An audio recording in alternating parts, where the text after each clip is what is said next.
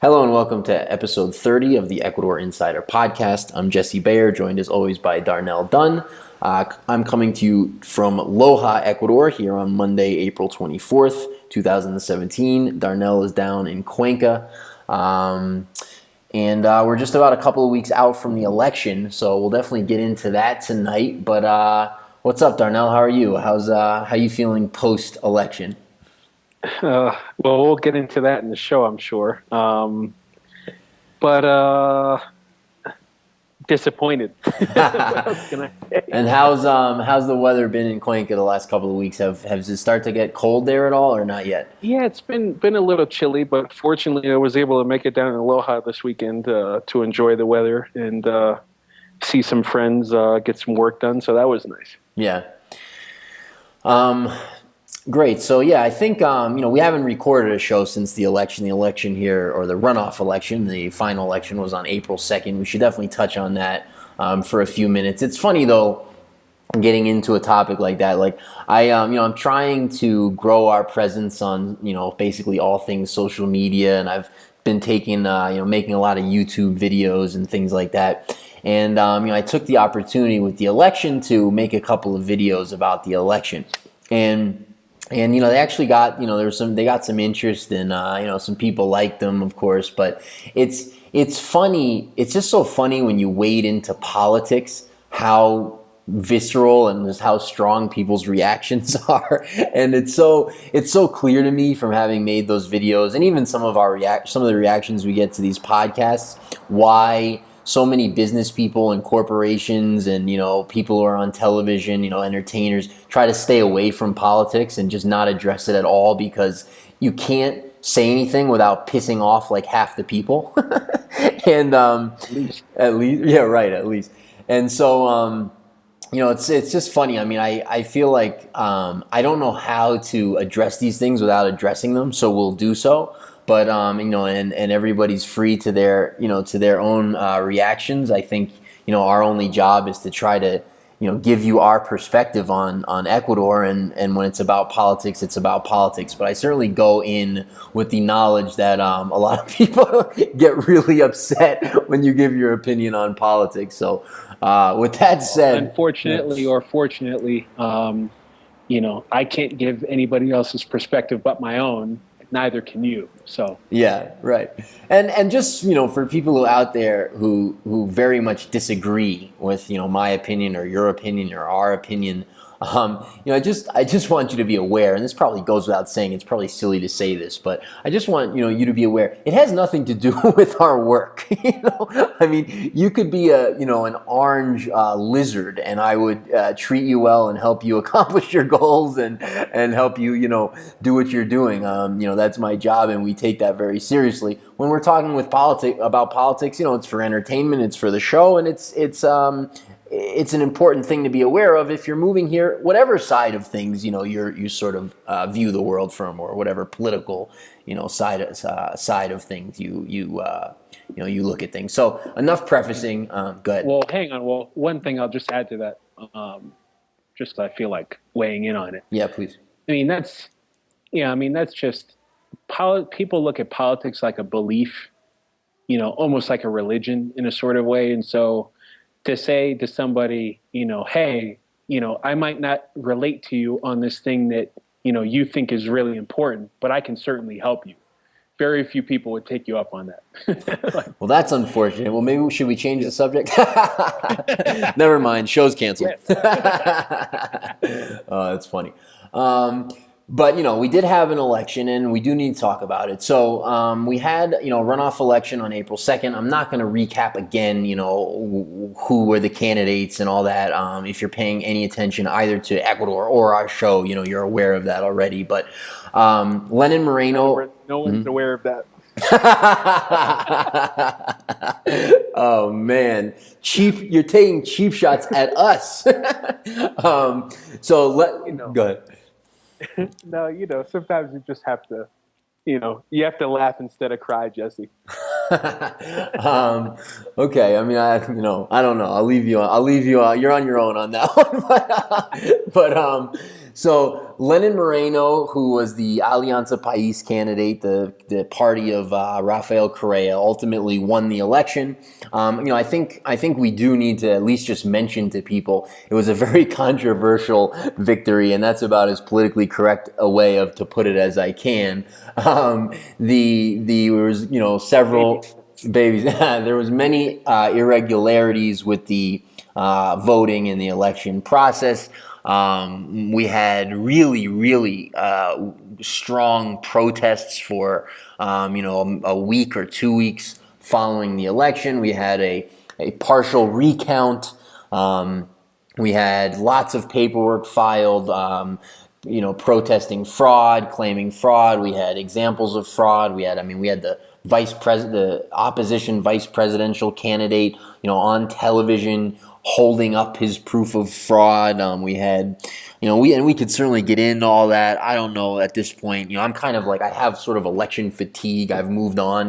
We're over 2 weeks later here, or almost 3 weeks. Really, 3 weeks later here. I've accepted, defeat and moved on. And you've got to. That's kind of the way life goes, right? You can only control the things you can control. Well, especially when all I needed to hear is that the international community came out and recognized Lenin Moreno as the new president of Ecuador. So that's good enough. Which they did within about 30 seconds, which was funny. But just to give, we have a very, very brief recap. So somewhere around in Darnell, I know you're like not a social media guy. I don't know if you're paying attention to any of this stuff or not, but somewhere around like 5 p.m., and this was on Sunday, they hold the election here it was on Sunday, April 2nd. Somewhere around 5 p.m., the first set of exit polls came out, and it was from Datos, which is like the oldest and most respected polling agent company that does polling here. And they had Lasso with a 6-point lead, and the margin of error was like 2.5%. And then some government-sponsored exit polls came out, which I think there was one of or two of that had I think one actually that had Moreno winning, and then another 3 or so private exit polls came out that all had Lasso with like a comfortable victory. Like all of them were outside of the margin of error. So the people obviously who supported Lasso, the country started to celebrate him. There's public celebrations going on between say 5 and 6 p.m. In Ecuador for Lasso's victory. Or no, really later than that actually. And then somewhere in the evening, maybe around 8 o'clock or something, they just announced that Moreno had won. So again, we can get into all the details of that and all the fraud, but it'll take too long, and I don't think there's any point. But ultimately, Lenin Moreno is president, fraudulently or not. And that's where we stand, and we got to talk about what that means for the country. Darnell, do you want to talk a little bit about the election before we jump into sort of where things stand for the Ecuador, for the future, for the economy, or do you want to get right into that? Yeah, let's get right into that. I mean, I think you recapped it well. That's where we stand. So I think being that we're 2.5, 3 weeks out, the conversation really should shift to where do we go from here? Yeah. Okay. Great. So, I mean, why don't we start then with your opinion? Why don't you just give people an overview, or take it wherever you want to take it, but just give people an overview of your thoughts of maybe where Ecuador stands and in as that relates obviously to the political environment. Yeah. Sure, Jesse. Well, I look at it really as in the following way. You've got a country that has relied primarily on oil prices, throughout the, I guess what you call the economic stability of the last 10 years, and political stability as well, too, under the current regime of Rafael Correa. And, that's been done mostly from a lot of public spending, on roads, all kinds of infrastructure, schools, hospitals, airports, seaports, those kinds of things. And so with oil being down pretty significantly from its height, in 2008, 2009, 2010 to now, you're starting to see Ecuador looking for ways to fill the funding gaps. Most recently, there's an article from NASDAQ about Ecuador going to meet with fixed income investors. So they were doing a road show. They headed to to Boston a couple weeks back, as well as Los Angeles, San Francisco, London, and New York City, to try to raise money in the international bond market to be able to fulfill some of these promises of that the government has fulfilled. So I think that's certainly something that you're going to see. Ecuador increasing the amount of debt that's outstanding debt. I think you'll also see continued, at least how it relates to the real estate market, which is I think why a lot of people are listening to us, is I think you're just seeing a situation where there's not a lot of liquidity, and now people are sort of waiting to see what happens with the elections now that there's more clarity about that, and we know that we're going to have more continuity going forward. I think a lot of people are looking at it and saying, okay, well, now I'm going to put my property on the market because there's not a lot of liquidity in the country. And I think you're going to also see a lot of people who had their properties on the market before. I think you're going to see some of those prices stay the same or even go lower from here. I also have a good friend of mine whose property we sold maybe about a year and a half ago. He is also on the board of a local cooperative bank. And he was telling me when we saw each other a couple of weeks ago, that they're absolutely flush with cash. Mm-hmm. But there's no one who wants to take on loans. Yep. And actually, they had two really large loans that they had approved before the election. And after the election results, those people both decided to not take out the loans ultimately. So that's a little bit of the sentiment out there from what I've seen over the last couple of weeks. Yeah, I mean, that's really interesting. There's a lot of places I could go with that, but I think I'll ask a question instead. What do you view as the outlook for the economy, for you're a business person here. Obviously, this affects you. How are you making plans for the future in Ecuador? What do you see as the climate here economically for at least the next year or two? Sometimes it can be hard to forecast beyond that. Yeah, sure. No, that's a really good question. I would say the following. I mean, for real estate, I think that, in a flat to falling market, I think that a lot of people who are considering coming to Ecuador, people like ourselves that came here from another country, I think in the end, it doesn't really make a whole lot of difference, depending on what you're coming here to do. I think if you're thinking about coming here and starting a business, I think you have to be selective about the kinds of businesses that you would want to be involved in. I know in particular for real estate, for us, with a 75% capital gains tax, that has a lot of implications for somebody who wants to get involved in real estate per se, or somebody who's looking to make a real estate investment. Now, if you're looking to flip a property in that market, I don't know how much sense that makes. But if you're going to be involved in some kind of, you're purchasing real estate to make an investment for something that's going to, produce an income stream over time, where you're not really thinking about, okay, well, to get my money back or to, break even, I've got to sell this property over the next 3 to 5 years.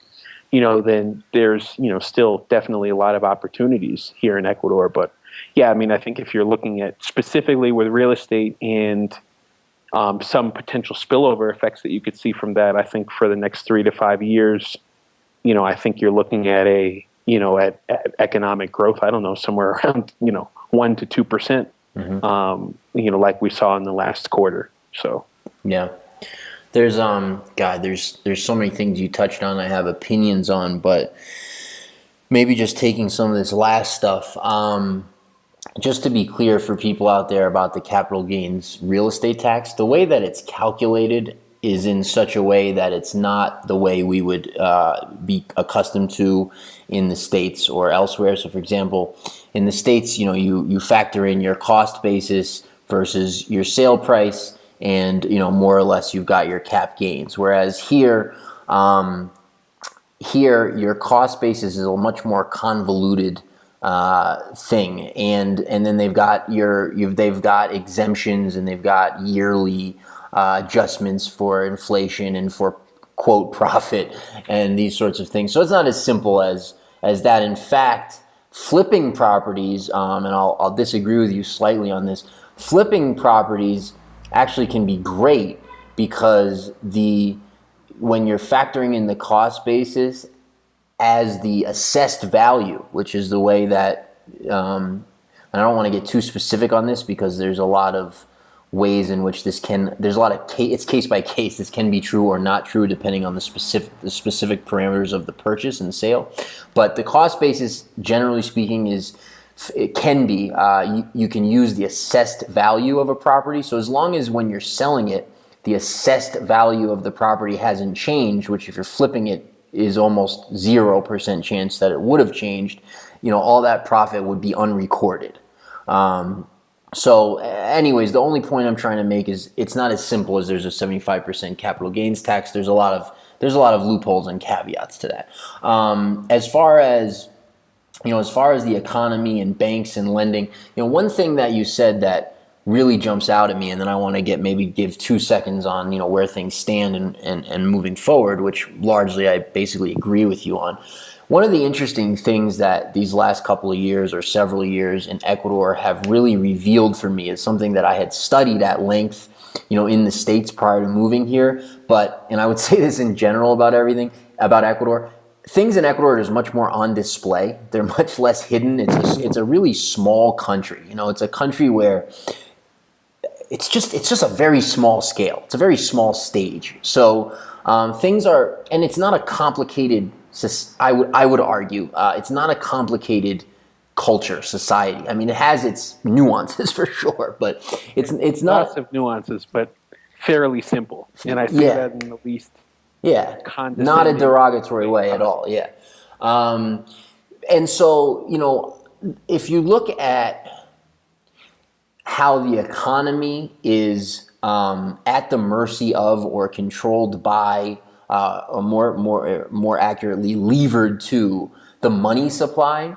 I've seen that in Ecuador in such a clear-cut, firsthand way. So you mentioned that banks are flush with cash, but they have nobody to borrow the money, and I know a lot of people here who have given me that same information, including inside the banks. It's actually a great time to get a loan. In fact, the bank told me, I can get a huge loan for this project I want to do if I want to do it. And just anecdotally, 3 sales that I had pending that were supposed to close right after the election, all 3 fell through because of the election results. Just getting back to that point you made.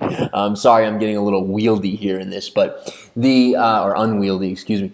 But the point I wanted to make is when we got here in July of 2013, we got here at the tail end of an economic boom period. So things had been good. We had really good years, basically from the early 2000s through, you could argue, through 2014, but really through 2013. 2014 was flat. So we had, and what we were seeing during that time was a credit expansion. And so you saw, credit was becoming more and more available. The money supply was increasing, and therefore the economy was good, and asset prices were rising. Right at the, I don't know, you might remember, Darnell, whatever it was exactly, but at some point towards the end of 2014 or the beginning of 2015, the banks reined in credit, and they described it as a crisis, and we went through all of 2015 and the vast majority of 2016 in a pretty bad economic state way here in Ecuador. And that was the beginning of 2015. People were talking about it towards the end of 2014, but it was like 2015 hit, and it was like, oh. But I'm just talking like when the bank stopped lending. But yeah, it might have been exactly when you're saying. Yeah. So the beginning of 2015. So it's just became so crystal clear to me in a first-hand way, something I already understood in an academic way, how the money supply controls the economy and asset prices, period. And so the banks stopped lending, the money supply was shrinking, the economy was in a tailspin, asset prices were falling, and then what happened at the end of 2016? The banks started lending again. What happened to the economy and asset prices? They recovered. So we're now in a pretty good time. I would argue, sales have been good for us. Real estate prices have rebounded a bit, at least in the market I'm in over the last, several months. And that's coincided exactly with what you were talking about with the banks. The banks are flush with cash and lending. So that's very interesting from my perspective. And I'd encourage anybody out there who's interested in that topic, if you don't want to research it, just take 5 minutes and compare a chart of the money supply to a chart of real estate prices and a chart of the stock market, and you'll realize that they're essentially the same chart. So yeah, that's super interesting to me. And then I agree with you. I think the economy sort of goes on as is, and I think that's kind of what we were talking about before the election a bit as well. Obviously, we could, worst case scenario could be pretty ugly, but that would be years down the line. I think at least for the foreseeable future, we carry on as we have. Yeah. Agreed, my friend. So, and then, I guess, I don't know, just maybe jumping on, you mentioned briefly about, businesses and what businesses, are recommended or worthwhile here in Ecuador. And the only point I want to make on that, and I tell this to clients, when they call me, is you just need to take your time here as it relates to business, because I can't stress to you enough how different it is. I think the 2 points that stand out to me most strongly on that is the cultural differences and how that affects business, and how price conscious people are. And I think, without getting into a really long conversation on it, I think the way that affects things the most is that, number one, you have to be damn sure that the market is there at the price that you need it to be profitable, for your numbers to work. And then number two, the cultural stuff just cannot be underestimated. I mean, I think, we dove in blind and did it, and we did it, but we took a lot of lumps, a lot, figuring it out. And I don't think you can, I think, Darnell, we were talking about this before. I don't think you can really put it to words. I mean, obviously you can talk about stuff, and we've written blogs and we've talked about this in the past. There's a YouTube video I made on it. We can talk about what the cultural differences are, but ultimately it's just time. Ultimately, it's just time figuring it out, and that can really affect business, because you can offend people. You don't have the social connections that people are going to frequent your business because they don't know you, and that's a big thing here. There's just lots. So I would just say to people, business-wise, unless you're talking about a large enterprise, you want to buy a shrimp farm, or you want to export cacao, that's easier. There's a model for that you can do. But if you're talking about launching a business that you need to sort of figure it out, you're bringing some new good or service to the market, take your time and really do your market research and figure out the culture before you kind of dive in and lose all your money. Yeah, right. I think you summed it up really well. I mean, in that kind of in industry versus a client facing business, because in an industry, that's just a different dynamic. It's not as social, for lack of a better term. I mean, to your point, we could talk about the social differences from our perspective, with, based on our experience. We can next 30 shows just on that topic. And it wouldn't do anyone any good, ultimately, because you have to figure it out yourself. Exactly. It's like learning how to build televisions. It's not, you're not gonna, you have to build the television, then you know how to build it. Maybe that's a silly example, but and I mean, I think the only other thing I would say about the economy and Ecuador's future and those sorts of things is, What we're also going to see, and actually there was an interesting article in El Universo, a newspaper here, where like a businessman was giving his advice about like how to continue in Ecuador under the current administration, and we're gonna see a continued trend in Ecuador of very little international investment with the election of Moreno. So you can't really. I mean, it's interesting because it creates opportunities because there's not a lot of competition, but it's also you can't count on that market being there or that infrastructure being there, or where if you're where that investment capital is flooding in, and then you've got all those industries supporting them, and you've got the infrastructure, that's going to continue to be low. um, And in fact, I mean, we were talking about this in a joking way earlier, but a lot of that infrastructure in a certain way is retrenching. There was an article from Cuenca High Life the other day talking about how Tame, the government airline that has a monopoly on most of the routes within Ecuador, is now canceling or was going to cancel a route from Cuenca, the third largest city in the country, to Guayaquil, the first, the largest city in the country and really the economic capital of the country, because there wasn't enough demand for the flights. And then a bunch of business owners and people mostly in the tourism industry were saying that that most of the expats who are coming to Cuenca enter the country through Guayaquil, and so that was going to hurt their business. But I think that's the perfect example of what most people would call a crony capitalist, is people who open businesses who say I want the ability to to be independent and to control my income and to be able to offer a product or service and be able to reap the rewards of that.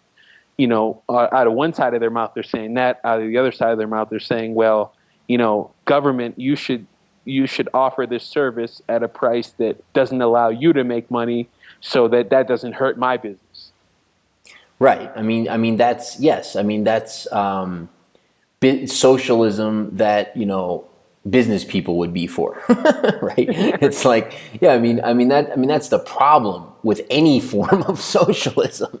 Is it displaces the market. It doesn't matter if it's good for rich people or good for poor people, or good for this person or that person. That's the ultimate result, is that you have industries that pop up, or you have market reactions that happen as a result to the meddling in the market that the government did, in this case creating a service that there isn't enough demand for it to be profitable, and then you take that away and people get upset about it. And the article actually made an interesting point. They were saying that years ago, when the roads weren't so good, you're talking about a 5 or 6 hour drive.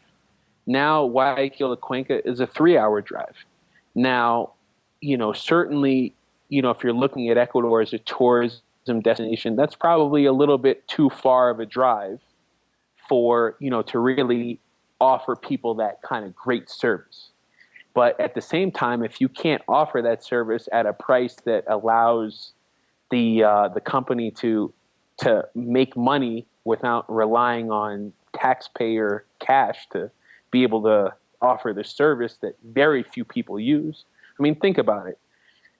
In a country where the average person who has a job, which isn't that many people, makes $400 a month, do they really have money to pay for a $70 or $80 or $100 flight to go do some kind of tourism? Like, Sure. No.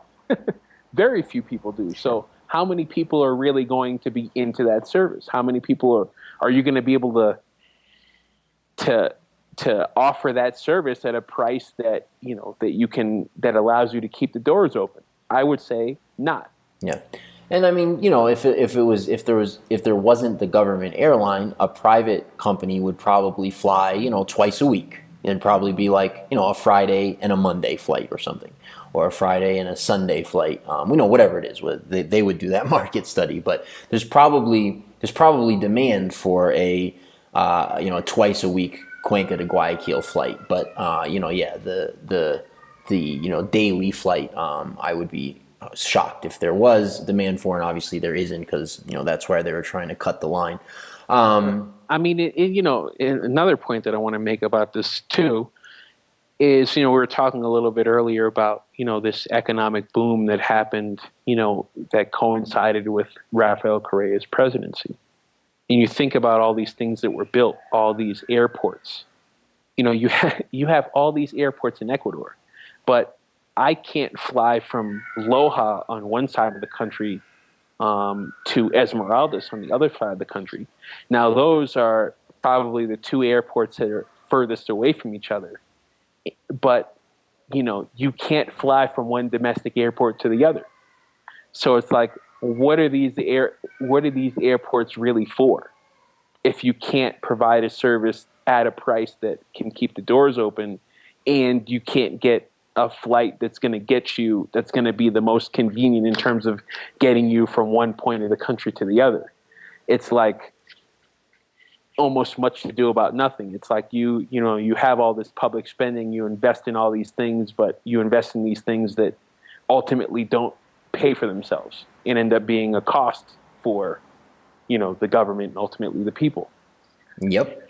That's very well said, and that is so true. And just also the quality of service on Tame. I mean, I used to be like a defender of Tame, and everybody used to call me crazy, because they were so unreliable. And I had never had bad experience. Oh my God! And have I had some? I think the last 4 flights I booked on Tame, they canceled all of them. One was the next day, and the other one was the next day, and then the other one was the afternoon instead of the morning, but it was like they canceled all 4 of them, and again, it's a monopoly, it's a government monopoly, so there you have it. But the other thing that's I'll get off Tommy, but the funniest thing about it is, one time I was taking a flight there, and I looked at the breakdown of the cost. Yeah. And what's so funny about it, number one, is that taxes make up almost half of the cost of the flight, number one. And number two, the private airlines have to pay the tax to Tame. So right. They actually make more money off of the private airlines flight than they do their own flights. Yeah, well, they lose money on their own flight. So. Yeah. I wanted to jump into, and let me just throw this out there as well. It's so nice to have that service here. We're like complaining, but it's so nice to be able to. I mean, in Loja, for example, there's a twice daily flight most of the time from Loja to Guayaquil or to Quito, and that is so nice to have. So they're also not canceling that flight, right? I mean, they've talked about it. They were talking about canceling the one from Loja to Quito. I haven't heard them talk about canceling the one to Guayaquil. Yeah. But so it's not all sour grapes. It is really nice to have those airports. But yeah, to all your points are spot on. I mean, that's a flight that is, that presumably has a lot more demand. But yeah, sure.